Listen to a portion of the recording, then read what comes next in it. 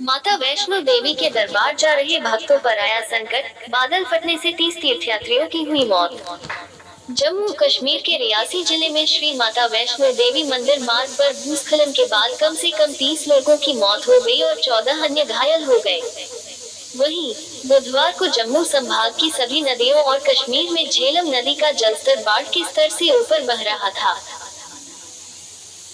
अधिकारियों ने बताया कि रियासी जिले में श्री माता वैष्णो देवी मंदिर के तीर्थयात्रा मार्ग पर मंगलवार को एक बड़ा हादसा हुआ, जब भूस्खलन में 30 तीर्थयात्रियों की मौत हो गई और 14 अन्य घायल हो गए। अगले आदेश तक यात्रा स्थगित। अर्धकुंवारी के पास फंसे तीर्थयात्रियों को निकालने के लिए बचाव दल रवाना हो गए हैं, जबकि यात्रा अगले आदेश तक स्थगित कर दी गई है।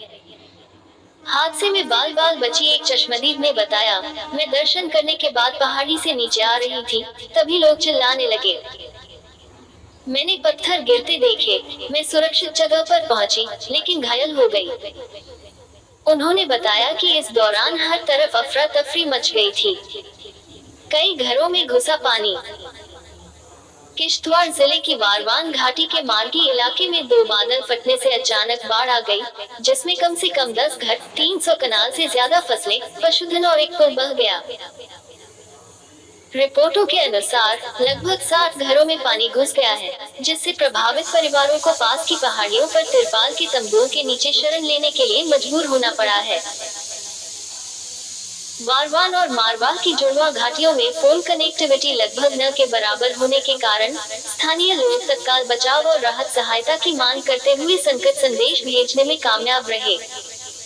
झेलम नदी में बाढ़ की घोषणा।